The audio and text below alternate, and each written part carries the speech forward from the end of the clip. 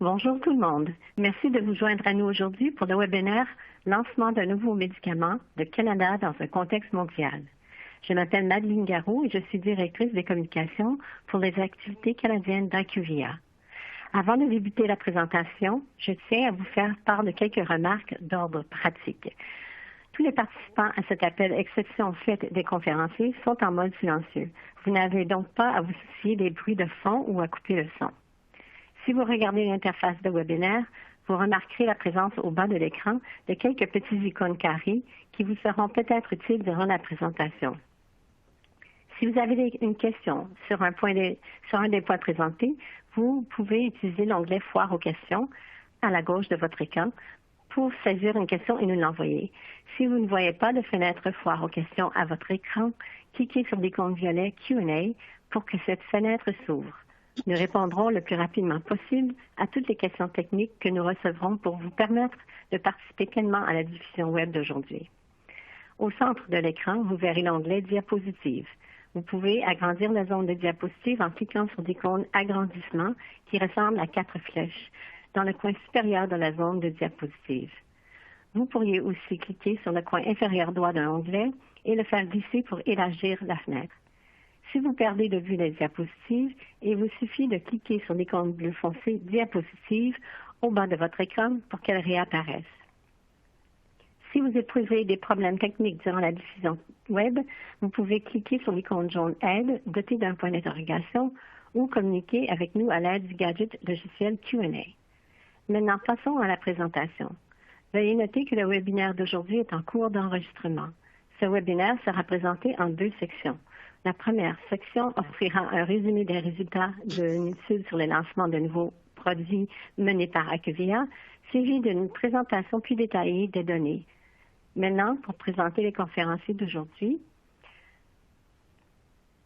notre première conférencière de la journée est France Dubé, directrice des affaires gouvernementales et des politiques publiques chez AstraZeneca.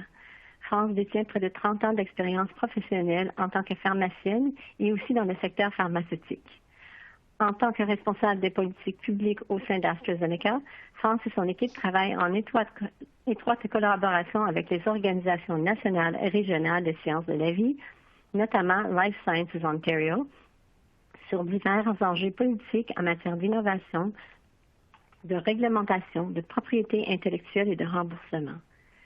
Ali Terhani est consultant senior au sein du groupe de consultation Real World Solutions d'IQVIA. Avec plus de 13 ans d'expérience dans l'industrie pharmaceutique, Ali gère des projets et des équipes dans la conception, le développement et la livraison de projets de consultation RWS pour les clients d'IQVIA. Il est un expert en matière de données et de méthodologie longitudinale, RX, réclamation, analyse de payeurs privés, accès au marché et étude des résultats. Ali vit à Montréal et est parfaitement bilingue. De plus, Brad Nelson, directeur principal du groupe de consultation RWS d'IQVIA, se joindra à Ali de temps à l'autre lors de la section plus détaillée. Je vais maintenant demander à France de prendre parole. France. Merci Madeleine, grandement apprécié la présentation. C'est avec plaisir que je représente LSO aujourd'hui pour le webinaire.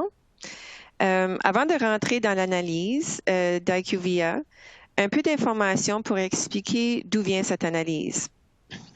Pour aider à mesurer les répercussions des nouvelles mesures de contrôle des prix adoptés par le gouvernement fédéral pour les médicaments brevetés au Canada, Life Sciences Ontario a commandé plus tôt cette année un sondage auprès des chefs de file du secteur pharmaceutique et des sciences de la vie afin de savoir quelle incidence, selon eux, les changements apportés au CEPMB auront sur leurs activités au Canada. Les répondants ont été unanimes quant aux répercussions négatives et presque tous ont estimé que les réformes auront une incidence sur le lancement de nouveaux médicaments au Canada. C'est ce que les entreprises nous ont dit et ce qui nous a incités à approfondir notre recherche. La ministre fédérale de la Santé continue d'affirmer, dans la Chambre des communes, que de nombreux pays où les prix sont plus bas que le Canada ont un accès plus rapide aux nouveaux médicaments et que, malgré les changements apportés au CEPMB, Les fabricants de médicaments devraient lancer leurs produits au Canada au même rythme qu'avant. Le gouvernement fédéral n'a fourni aucune analyse de fonds pour supporter cette position. En tant qu'organisation à vocation scientifique, LSO souhaitait examiner les données plus attentivement. Nous avons donc demandé à IQVIA d'observer la tendance relative au lancement des médicaments au Canada et à l'échelle mondiale pour voir s'il y avait eu des changements au cours des dernières années. Malheureusement, comme nos collaborateurs chez IQVIA nous le dira dans un instant, les résultats confirment largement ce que nous ont dit les entreprises. Je vais maintenant passer la parole à Ali pour aller en plus de détails. Bon, merci beaucoup, France. Merci, Madeleine. Alors, bonjour tout le monde. Je m'appelle Ali Terani. Je suis consultant senior chez IQVIA. Alors, tel que mentionné, cette section va comprendre vraiment deux sections. Premièrement, sommaire exécutif, suivi des diapos avec plus de détails sur les données. Alors, commençons par le sommaire exécutif pour le lancement de nouveaux médicaments, le Canada dans un contexte global. Dans le contexte actuel de réforme fédérale des prix des médicaments, on va tenter de répondre à deux questions. Premièrement, comment le Canada se situe par rapport aux marchés internationaux en matière de délai de lancement, la proportion de produits lancés et aussi la séquence des médicaments lancés. Et après, on va discuter des changements qu'on observe récemment. Pour cette analyse, nous avons utilisé les bases de données MIDAS d'IQVIA. Cette base de données recouvre 93 pays avec des audits nationaux et 250 000 médicaments nationaux et c'est vraiment la principale base de données sur les ventes et les prix catalogues au niveau international. En termes de notre méthodologie, nous avons analysé une période de 20 ans, c'est-à-dire de 2000 jusqu'à 2019. Nous avons regardé le classement des pays par vente, alors le top 25 entre guillemets. Nous avons analysé les nouvelles substances actives, c'est-à-dire les NSA, et nous avons aussi analysé les dates de lancement. Alors, premier lancement au niveau global et aussi la date de lancement dans chaque pays. Nous avons aussi regardé les mesures clés, c'est-à-dire le délai de lancement, alors le temps qui s'écoule entre le premier lancement global et le lancement local dans chaque pays, la proportion des produits lancés et aussi les tendances récentes. Alors ici, on regarde le temps médian de lancement global et le pays local. On peut voir le Canada en rouge qui se positionne en 4e rang quant au lancement de nouvelles substances actives juste derrière les États-Unis qui sont suivis par l'Allemagne et le Royaume-Uni. Alors le temps médian de lancement des produits au Canada est de 1,2 années. Ensuite, quand on regarde la proportion des substances actives lancées par pays, on voit que le Canada se situe en 9e rang avec 66 % des produits lancés. Et encore, on voit les États-Unis, l'Allemagne et le Royaume-Uni dans les premiers rangs, de 1 à 3. Alors, si on regarde ces deux mesures-là ensemble, c'est-à-dire la proportion des NSA au niveau vertical, puis au niveau horizontal, le temps médian, on peut voir que les États-Unis, l'Allemagne et le Royaume-Uni sont encore en première position. Et il faut noter que ces pays-là ont des caractéristiques communes, c'est-à-dire pas de restrictions sur les prix des médicaments. Ce sont des grands marchés et il y a quand même une haute certitude réglementaire. Quand on regarde le Canada, on voit qu'il se positionne quand même près de la Suisse. Ce sont des organismes réglementaires uniques, mais quand même assez harmonisés avec le EMA et le FDA. Le Canada et la Suisse ont des marchés privés de médicaments assez robustes et des prix assez élevés quand même. À l'autre bout de l'échelle, on peut voir le cas de la Chine, qui est quand même assez intéressant.